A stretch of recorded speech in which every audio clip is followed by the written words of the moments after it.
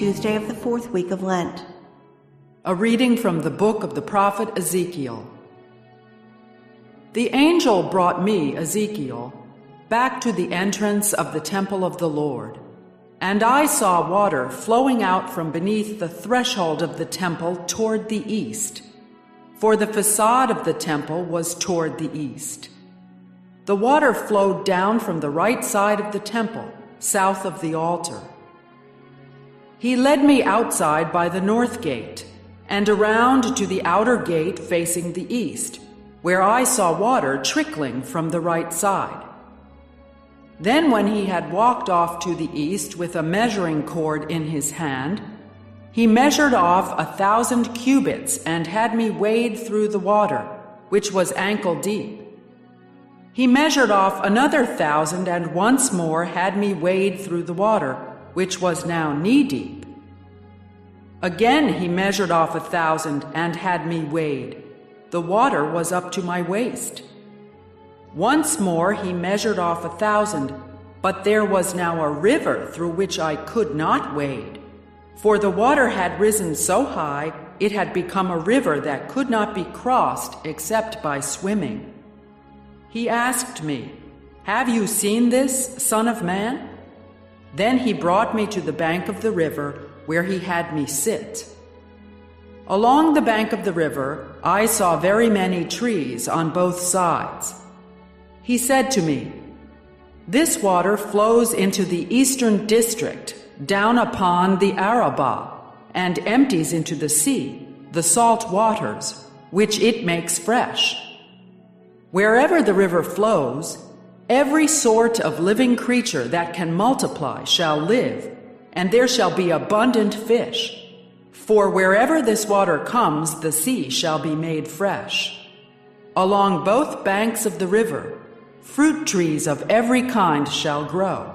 Their leaves shall not fade, nor their fruit fail. Every month they shall bear fresh fruit, for they shall be watered by the flow from the sanctuary.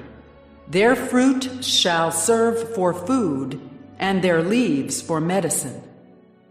The word of the Lord. The response is, "The Lord of hosts is with us. Our stronghold is the God of Jacob." God is our refuge and our strength, an ever-present help in distress. Therefore we fear not, though the earth be shaken, and mountains plunge into the depths of the sea.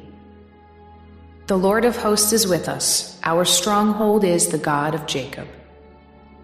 There is a stream whose runlets gladden the city of God, the holy dwelling of the Most High. God is in its midst, it shall not be disturbed. God will help it at the break of dawn. The Lord of hosts is with us. Our stronghold is the God of Jacob. The Lord of hosts is with us. Our stronghold is the God of Jacob. Come, behold the deeds of the Lord, the astounding things he has wrought on earth. The Lord of hosts is with us. Our stronghold is the God of Jacob. A reading from the Holy Gospel according to John. There was a feast of the Jews, and Jesus went up to Jerusalem.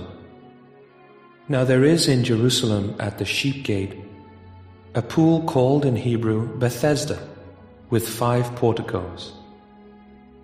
In these lay a large number of ill, blind, lame, and crippled. One man was there who had been ill for 38 years. When Jesus saw him lying there, and knew that he had been ill for a long time, he said to him, "Do you want to be well?" The sick man answered him, "Sir, I have no one to put me into the pool when the water is stirred up. While I am on my way, someone else gets down there before me." Jesus said to him, "Rise, take up your mat and walk."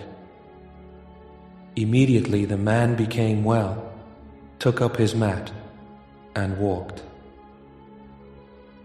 Now that day was a Sabbath, so the Jews said to the man who was cured, "It is the Sabbath, and it is not lawful for you to carry your mat." He answered them, "The man who made me well told me, 'Take up your mat and walk.'"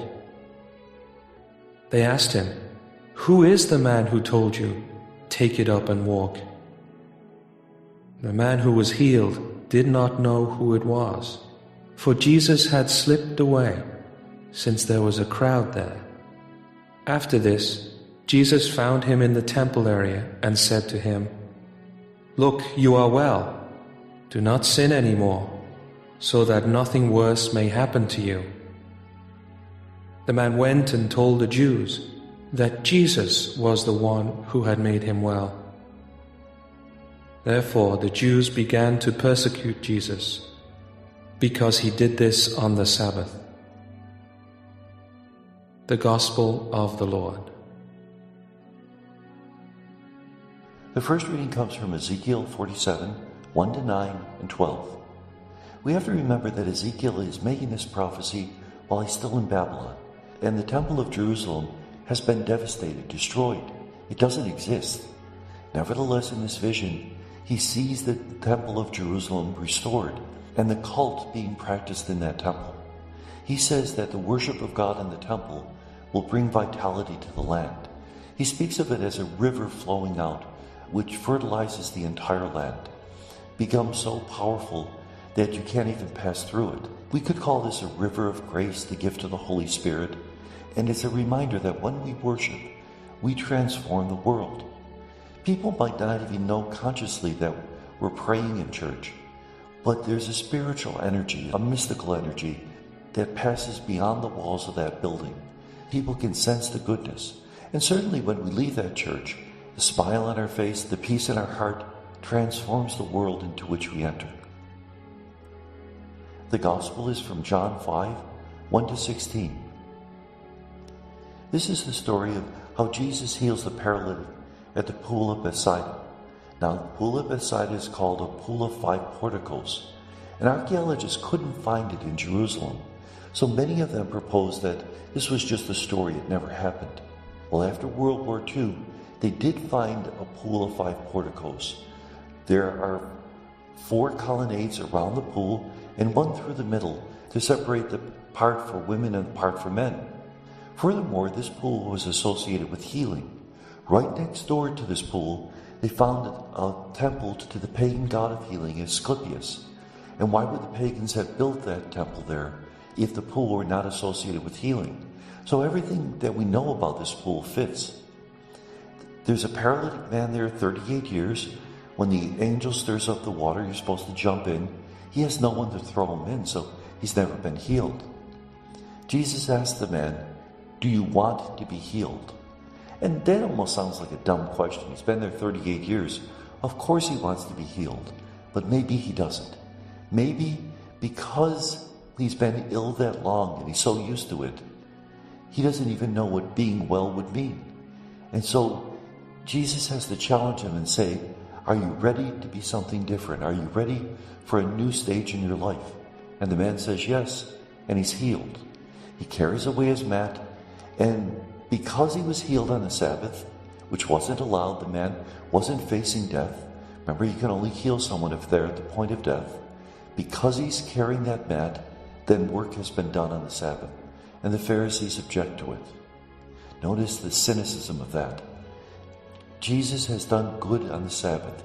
He's healed people, and they just want rules to be kept. And may God bless us.